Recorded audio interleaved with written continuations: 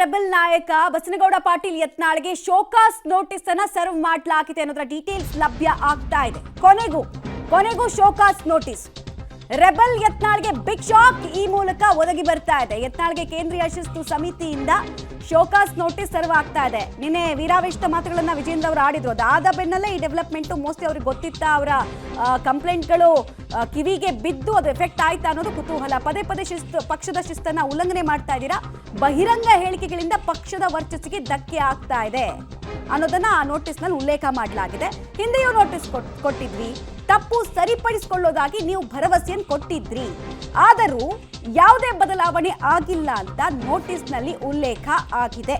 So rebel ಯತ್ನಾಳ್ಗೆ ಈ ಮೂಲಕ big shock ಅನ್ನ ಕೇಂದ್ರೀಯ ಶಿಸ್ತು ಸಮಿತಿ ಕೊಡ್ತಾ ಇದೆ. ಶೋಕಾಸ್ ನೋಟಿಸ್ನಲ್ಲಿರುವಂತಹ ಅಂಶಗಳ ಬಗ್ಗೆ ನಾವು ಈಗಷ್ಟೇ ಹೇಳ್ತಾ ಇದ್ವಿ. ಆ ಶೋಕಾಸ್ ನೋಟಿಸ್ನ ಡೀಟೇಲ್ಡ್ ಸಾರಾಂಶ ಏನು ಅಂತ ಹೇಳಿದ್ರೆ, ಹಿಂದೆನೂ ನೋಟಿಸ್ ಸರ್ವ್ ಮಾಡಿದ್ವಿ, ಆಗ ನೀವು ಹೇಳಿದ್ರಿ ನಾನು ನನ್ನ ತಪ್ಪುಗಳನ್ನು ಸರಿಪಡಿಸ್ಕೊಳ್ತೀನಿ ಅಂತ. ಬಟ್ ಈಗಲೂ ಕೂಡ ಅಂಥದ್ದೇ ಮಾತುಗಳನ್ನು ಆಡ್ತಾ ಇದ್ರಿ. ಇದರಿಂದ ಪಕ್ಷದ ಇಮೇಜ್ಗೆ ರಾಷ್ಟ್ರ ಮಟ್ಟದಲ್ಲಿ ಮುಜುಗರ ಆಗ್ತಾ ಇದೆ, ವಿವರಣೆ ಕೊಡಿ ಅಂತ ಶೋಕಾಸ್ ನೋಟಿಸ್ ಅನ್ನು ಕೊಟ್ಟಿದ್ದಾರೆ. ಹಾಗಾದ್ರೆ ಯತ್ನಾಳ್ರನ್ನ ಪಕ್ಷದಿಂದ ಉಚ್ಚಾಟನೆ ಮಾಡುವಂತಹ ಕಾಲ ಸನ್ನಿಹಿತವಾಯ್ತಾ ಅನ್ನುವಂತಹ ಕುತೂಹಲ ಕೂಡ ಇದ್ದೇ ಇದೆ. ಯಾಕಂದ್ರೆ ರಾಜ್ಯ ಬಿಜೆಪಿ ಕಾರ್ಯಕರ್ತರು ಕೂಡ ಇದೇ ಪ್ರಶ್ನೆಯನ್ನು ಕೇಳ್ತಾ ಇದ್ರು. ಈಗ ಒಬ್ರು ಕಂಟಿನ್ಯೂಸ್ ಆಗಿ, ಅದು ಈಗ ರೆಬೆಲ್ ಆಗಿರೋದಲ್ಲ, ಯಡಿಯೂರಪ್ಪ ಅವರು ಮುಖ್ಯಮಂತ್ರಿ ಆದ ಕಾಲದಿಂದ ರೆಬೆಲ್ ಆಗಿರೋರ್ನ ಅಂಕುಶ ಹಾಕ್ತಾ ಇಲ್ಲ ಯಾಕೆ ಅಂತ. ಇನ್ನು ಯತ್ನಾಳ್ಗೆ ಭಾರವಾಯ್ತಾ ಬಹಿರಂಗ ಹೇಳಿಕೆಗಳು ಅಂದರೆ ಅಫ್ಕೋರ್ಸ್ ಅದೇ ಕಾರಣ, ಇನ್ನೇನು ಅಲ್ಲ. ಯಡಿಯೂರಪ್ಪ ವಿಜೇಂದ್ರ ವಿರುದ್ಧ ಬಹಿರಂಗ ಹೇಳಿಕೆಗಳನ್ನ ಕೊಡ್ತಾ ಇದ್ರು. ಹೈಕಮಾಂಡ್ ಗರಂ ಆಗಿದೆ, ಶೋಕಾಸ್ ನೋಟಿಸ್ ಜಾರಿಯನ್ನ ಮಾಡಿದ್ದಾರೆ. ಶೋಕಾಸ್ ಕಾರಣವನ್ನ ಕೊಡಿ ಅಂತ ಕುತೂಹಲ ಮೂಡಿಸಿರುವ ಯತ್ನಾಳ್ ನಡೆ. ಆಕ್ಚುಲಿ ಯತ್ನಾಳ್ ಡೆಲ್ಲಿನಲ್ಲೇ ಇದ್ದಾರೆ, ಹೈಕಮಾಂಡ್ ನಾಯಕರನ್ನ ಭೇಟಿಯಾಗೋದಕ್ಕೆ ಹೋಗ್ತಾರೆ.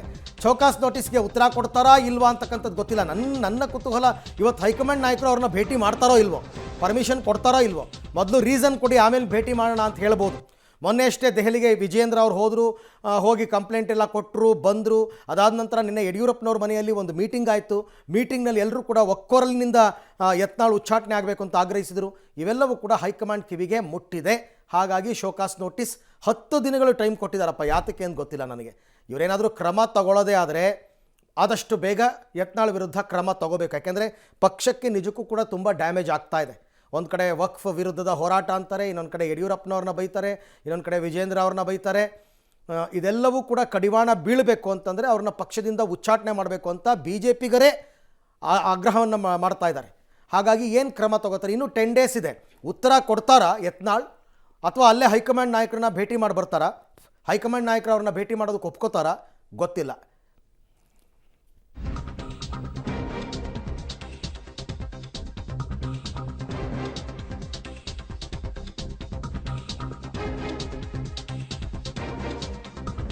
ತೆರಳಿದ ಯತ್ನಾಳ್ಗೆ ನೋಟಿಸ್ನ ಶಾಕ್ ಸಿಗ್ತಾ ಇದೆ. ವಕ್ಫ್ ವಿಚಾರದಲ್ಲಿ ಹೋರಾಟ ಮತ್ತು ಜಾಗೃತಿಯನ್ನು ನಾವು ಮೂಡಿಸ್ತಾ ಇದ್ದೀವಿ, ತಗೊಳ್ಳಿ ಇಷ್ಟೊಂದು ಡೀಟೇಲ್ಸ್ ಅನ್ನು ಕಲೆಕ್ಟ್ ಮಾಡಿದೀವಿ ಅಂತ, ನಾವು ತಲುಪಿಸ್ತೀವಿ ಅಂತೆಲ್ಲ ಖುಷಿಯಲ್ಲಿ ಹೋಗಿದ್ರು ಅವರು. ಆದರೆ ಅವರಿಗೆ ಆಘಾತ ಕಾದಿದೆ. ಕಾರಣ ಶೋಕಾಸ್ ನೋಟಿಸ್ ಸದ್ಯಕ್ಕೆ ಸರ್ವ್ ಆಗಿದೆ. ಇದಕ್ಕೆ ಉತ್ತರವನ್ನ ಕೊಡಲೇಬೇಕು. ಕೊಡಲಿಲ್ಲ ಅಂತ ಹೇಳಿದ್ರೆ ಪಕ್ಷದಿಂದ ಉಚ್ಚಾಟನೆ ಮಾಡೋದಕ್ಕೆ ಇದೊಂದು ರೀಸನ್ ಸಾಕು. ಯಾಕಂದ್ರೆ ಒಂದಷ್ಟು ಪ್ರೋಟೋಕಾಲ್ ಅಂತ ರಾಷ್ಟ್ರೀಯ ಪಕ್ಷಗಳು ಇಟ್ಕೊಂಡಿರುತ್ತೆ. ಶೋಕಾಸ್ ನೋಟಿಸ್ ಅನ್ನು ಕೊಡೋದೇ ಆ ಕಾರಣಕ್ಕೋಸ್ಕರ. ಸೊ ಇದಕ್ಕೆ ಉತ್ತರ ಕೊಡ್ತಾರಾ ಅಥವಾ ಇಲ್ಲೂ ರೆಬಲ್ ನೇಚರ್ ಅನ್ನು ತೋರಿಸ್ತಾರಾ? ಕುತೂಹಲ ಇದೆ. ಡೀಟೇಲ್ಸ್ ಕೊಡ್ತಾರೆ ಮಸೂದ್, ನೇರ ಸಂಪರ್ಕದಲ್ಲಿ ಜಾಯಿನ್ ಆಗ್ತಾ ಇದ್ದಾರೆ. ಮಸೂದ್, ಕೊನೆಗೂ ಯತ್ನಾಳ್ ವಿರುದ್ಧ ಕ್ರಮದ ಭಾಗವಾಗಿ ಒಂದು ಹೆಜ್ಜೆಯನ್ನ ಇಡ್ತಾ ಇದೆಯಾ ಬಿಜೆಪಿ ಹೈಕಮಾಂಡ್ ಅನ್ನೋದು ಪ್ರಶ್ನೆ. ಶೋಕಾಸ್ ನೋಟಿಸ್ ಅನ್ನು ಕೊಟ್ಟಿದ್ದಾರೆ. ಇದಕ್ಕೆ ಉತ್ತರ ಕೊಡುವಂತಹ ವಿಚಾರದಲ್ಲಿ ಯತ್ನಾಳ್ ಬಣ ಮತ್ತು ಯತ್ನಾಳ್ ಆಪ್ತರು ಏನ್ ಹೇಳ್ತಾ ಇದ್ದಾರೆ? ಅವ್ರಿಗೆ ಗೊತ್ತಾಗಿದೆಯಾ ಆಲ್ರೆಡಿ ನೋಟಿಸ್ ಬಂದಿರೋ ವಿಚಾರ? ಮಮತಾ, ಹೌದು, ಯತ್ನಾಳ್ ಬಣದವ್ರಿಗೂ ಕೂಡ ಇನ್ನು ಶೋಕಾಸ್ ನೋಟಿಸ್ ಏನು ಬಂದಿದೆ ಅದು ಗೊತ್ತಾಗಿರುವಂಥದ್ದು. ಮುಖ್ಯವಾಗಿ ಯತ್ನಾಳ್ನ ಗುರಿಯಾಗಿಟ್ಕೊಂಡೇ ಈ ಒಂದು ಶೋಕಾಸ್ ನೋಟಿಸ್ ಕೊಟ್ಟಿರುವಂಥದ್ದು. 2 ಪುಟಗಳ ಶೋಕಾಸ್ ನೋಟಿಸ್ನಲ್ಲಿ ಯತ್ನಾಳ್ಗೆ ಮಾತ್ರ ಸ್ಪಷ್ಟೀಕರಣ ಕೋರಲಾಗಿದೆ. ಕೇಂದ್ರೀಯ ಬಿಜೆಪಿ ಶಿಸ್ತು ಸಮಿತಿ ಸದಸ್ಯ ಕಾರ್ಯದರ್ಶಿ ಓಂ ಪಾಠಕ್ ಅವರು ಈ ಒಂದು ಶೋಕಾಸ್ ನೋಟಿಸನ್ನು ಜಾರಿ ಮಾಡಿದ್ದಾರೆ. ಈ ಒಂದು ವಾರದಲ್ಲಿ ಒಂದಷ್ಟು ಕ್ಷಿಪ್ರಗತಿಯ ವಿದ್ಯಮಾನಗಳು ಬಿಜೆಪಿ ಮನೆಯಲ್ಲಿ ನಡೆದು ಹೋದವು. ಮೊದಲು ಜೋಶಿಯವರ ಸಂಸದರ ನಿಯೋಗ ಬಿಜೆಪಿ ಹೈಕಮಾಂಡ್ಗೆ ದೂರು ಕೊಟ್ಟು ಇಬ್ಬರನ್ನು ಕೂಡ ಮುಖಾಮುಖಿ ಮಾತಾಡಿ ಅಂತಂದ್ರು. ಅದೇ ಸಂದರ್ಭದಲ್ಲಿ ಯತ್ನಾಳ್ಗೂ ಕೂಡ ಕಾಲ್ ಬಂತು ಹೈಕಮಾಂಡ್ ನಾಯಕರೊಬ್ಬರಿಂದ, ಬಂದು ಮಾತಾಡಿ ದೆಹಲಿಗೆ ಅಂತ. ನಾನು ಒಬ್ಬರನ್ನೇ ಬರೋದಿಲ್ಲ, ನನ್ನ ಜೊತೆ ಇರೋರೆಲ್ಲರೂ ಕೂಡ ಕರೆದ್ರೆ ನಾನು ಬರ್ತೇನೆ ಅನ್ನುವಂಥ ಹೇಳಿಕೆ ಮೂಲಕ ಸೆಡ್ ಹೊಡೆದ್ರು. ಅನಂತರ ವಿಜೇಂದ್ರ ದೂರು ಕೊಟ್ಟರು. ನನ್ನ ಯಡಿಯೂರಪ್ಪನವರ ನಿವಾಸದಲ್ಲಿ ಚರ್ಚೆ ಆಯಿತು. ಎಲ್ಲ ಕಾರಣಗಳಿಂದಾಗಿ ಹೈಕಮಾಂಡ್ ಇದನ್ನು ಗಂಭೀರವಾಗಿ ಪಡೆದುಕೊಂಡು, ಜೊತೆಗೆ ಪಕ್ಷದ ನಾಯಕತ್ವ ವಿರುದ್ಧ ಅವರ ಹೇಳಿಕೆಗಳು, ಬಹಿರಂಗ ಹೇಳಿಕೆಗಳು, ಯಡಿಯೂರಪ್ಪ ವಿಜೇಂದ್ರ ಅವರ ವಿರುದ್ಧವಾಗಿ ಹೇಳಿಕೆ ಹೇಳಿಕೆಗಳು ಎಲ್ಲವೂ ಕೂಡ ಪರಿಗಣನೆಗೆ ತೆಗೆದುಕೊಂಡು ಈ ಶೋಕಾಸ್ ನೋಟಿಸ್ ಜಾರಿ ಮಾಡಲಾಗಿದೆ.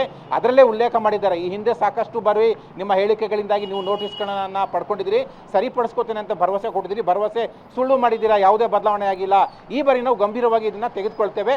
10 ದಿನಗಳ ಒಳಗೆ ನೀವು ಯಾವುದೇ ಸ್ಪಷ್ಟೀಕರಣ ಕೊಡದಿದ್ದಲ್ಲಿ ಶಿಸ್ತು ಕ್ರಮಕ್ಕೆ ನಿಮ್ಮ ಒಪ್ಪಿಗೆ ಇದೆ ಅಂತ ನಾವು ಭಾವಿಸ್ತೇವೆ ಅನ್ನುವಂಥದ್ದನ್ನು ಕೂಡ ಅದರಲ್ಲೇ ಉಲ್ಲೇಖ ಮಾಡಿದ್ದಾರೆ. ಒಟ್ಟಾರೆಯಾಗಿ ಹೈಕಮಾಂಡ್ ಎಂಟ್ರಿ ಆಗಿದೆ. ಏನು ಕ್ರಮ ಆಗುತ್ತೆ 10 ದಿನಗಳ ನಂತರ, ಅದಕ್ಕೂ ಮುಂಚೆ ಸ್ಪಷ್ಟೀಕರಣ ಕೊಡ್ತಾರೆ, ಕಾದು ನೋಡಬೇಕಾಗಿದೆ. ಹಾಗೆ ಸಂಪರ್ಕದಲ್ಲಿರಿ ಮಸ್ಸು, ನಿಮ್ಮ ಜೊತೆ ನಾನು ಮತ್ತೆ ಮಾತನಾಡ್ತೀನಿ.